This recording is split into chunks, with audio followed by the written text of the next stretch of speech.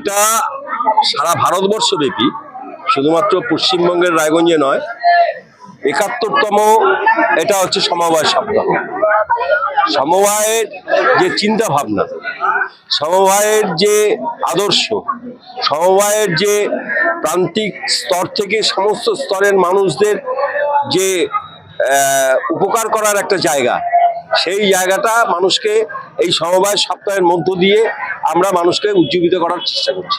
আজকে কি কি কর্মসূচি আছে আপনাদের? আজকে আমাদের বগুড়ামে আমরা জমায়েত হয়েছিলাম, উদয়পুরে জমায়েত হয়েছিলাম। সেখান থেকে আমরা পদযাত্রার মধ্য দিয়ে এখানে বসে উপস্থিত হয়েছি।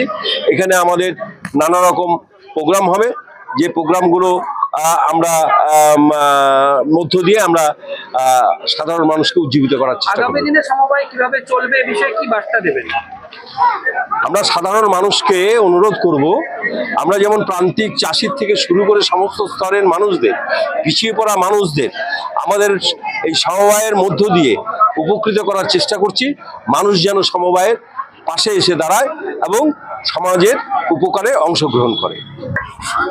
আজকে আমাদের কোঅপারেটিভ উইক 14 থেকে স্টার্ট হয়েছে, 14 থেকে, যেটা আমরা সবসময় পালন করে আছি। 71 কোঅপারেটিভ উইক এটা চলছে আমাদের। এটা সারা পশ্চিমবাংলাতে, সারা ভারতে চলছে। আর এই উইকটা আমরা এই জন্য সেলিব্রেট করি যে কমপক্ষে কোঅপারেটিভকে কী করে শক্ত করা যাবে, ট্যাক্সগুলোকে কী করে বাড়ানো যাবে, ট্যাক্সের আয়টা কী করে হবে, ট্যাক্সকে লোনের সুবিধা কী করে করা যাবে, ট্যাক্সের ইন্টারেস্ট যেটা আমরা দিই এসএসজি গ্রুপকে আর আমাদের ট্যাক্সকে, ওটা সব থেকে কম, লোয়েস্ট ইন্টারেস্ট রেট। আর সব থেকে বড়, আমরা লোন দিই ছোট্ট ছোট্ট। এই লোনগুলো আয়টা অনেক বড় হয়ে যায়। আপনারা দেখবেন আমাদের কোঅপারেটিভ ব্যাংকে 1500 কোটি থেকে বেশি কালেকশন, আর আমরা লোন দিতে পেরেছি 800 কোটি টাকা। 1500 কোটি টাকার ডিপোজিট আছে আর 800 কোটি টাকার লোন ডিসপার্স করেছি।